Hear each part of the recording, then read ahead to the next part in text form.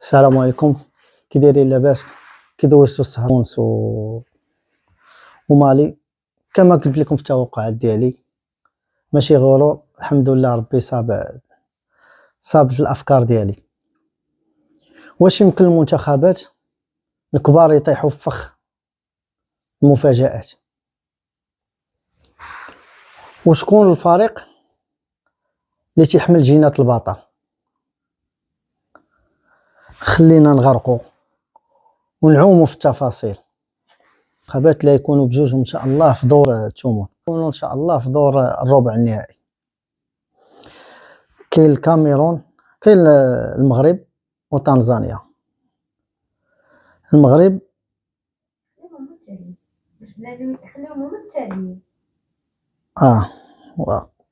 وكاين الكاميرون وجنوب افريقيا. الماتش الحماس تيبان ليا كاين في الماتش الكاميرون، مع اننا حنا مغاربه. ماتش الكاميرون وجنوب افريقيا، في خباركم الكاميرون تتقلب على الرباح اللي في عمره 1992. القاسم مشترك في هذا الماتش وجنوب افريقيا والمغرب.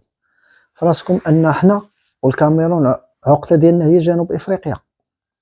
عمرنا ما ربحنا لا حنا لا جنوب لا الكاميرون. الكاميرون من 1992 ما ربحاتهاش، والمغرب مده طويله. في نظركم شكون اللي غادي يحل هذه العقده؟ شكون اللي غادي ينتصر في هذه المواجهه؟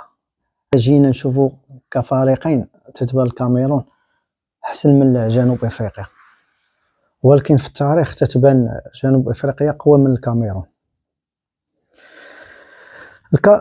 جنوب افريقيا القوه ديالها هي في المجموعه، تيلعبوا باس في الرجل، فهمتي، وتيلعبوا لا مركزيه، تيتحركوا. اذا كل واحد في الميليو ديالهم تيعطي الحل لصاحبه، ونقطه الضعف ديالهم هي لا ديفونس. كل ماتش يتماركا عليهم بيت. والقوه ديالهم عاوتاني في المدرب ديالهم. علاش؟ حتى تيقرا الخصم، يلعب معاك تيلعب ضدك، تيقرا المنهجيه ديال التكتيك ديالك. عارف ان دابا هو يلعب ضد الكاميرون وكان ديجا شرف عليها، عارف التقوليه اللي عند الكاميرون شنو هي نقطه الضعف ديالو، شنو هي نقطه القوه ديالو. نقطه القوه ديال الكاميرون هي في الميليو، ونقطه الضعف ديالهم هي عندهم في لا ديفونس، في اللاكس، كي بحال الشكل اللي كان واقع لنا حنا مع اكراد وياميق. تقال في الكره ملي تضرب لهم جو ديريكت مور ظهرهم تتلقى عندهم داك التقوليه، ما تيتحركوا ببطء. هاد النقطه غادي يخدم عليها بروس بزاف. ولكن من ناحيتي انا ما كرهتش الكاميرون تربح، مع ان تتبان لي جنوب افريقيا هي غادي تربح، وبان لي الماتش ما يمشيش للاشواط، غادي يتحسم في 90 دقيقه. من ناحيه اخرى علاش هاد الماتش غادي يلعب عليه العامل النفسي كثر، بغات تفك العقده ديالها. ان شاء الله نشوفوا هاد الماتش ونشوفوا على شنو غادي يعطينا ان شاء الله في التفاصيل ديالو. المباراه الثانيه اللي تتهمنا مباراه المنتخب المغربي ونظير التنزاني. كما قلت لكم في الفيديو اللي قبل، هذا الماتش انا يقول اللي بغى يقول ويهضر اللي بغى يقول لك نحترموا الخصم، نحترموا الخصم. السبع ما كيخافش من الغابه، ولكن تيحترم الفريسه ديالو. المواجهه غادي تكون كونتر كي بحال اللي لعبنا كونتر زامبيا، حيت ما خصناش نخليو تنزانيا يستافدوا من الماتشات اللي تلعبوا اليوم، انها تبغي تفاجئ. واخا ان المغرب تنظن انه فهمتي داك لا بريسيون اللي غيكون عندنا ان شاء الله في الماتش غدا ما نخليهمش، فهمتي، كي بحال داك اللي تشدو في داك الكوان ما تخليش يطلع، ما تخليش يدير مرتدات، ما تخليش يبني اللعب. مع انني بكل صراحه طنزانيا واخا دازت بجوج النقاط، ولكن دايرين ماتشات كبار. لعبوا مع نيجيريا، لعبوا مع تونس، اذا دايرين في رجليهم ماتشات كبار. ديجا لاعبين مع الفرق من المستوى الاول والمستوى الثاني. اذا منين غادي يجيو المغرب غيلعبوا معاك كذلك بحال اللي لعبوا مع الاخرين. ولكن بالقوه ديال المغرب ما يخليهمش يثيقوا في راسهم. هادشي اللي بغيت نوصل لكم، المنتخب ما يخليش يثيق في راسو، وما خاصناش نخليه بعدا يفوتوا من السونطر.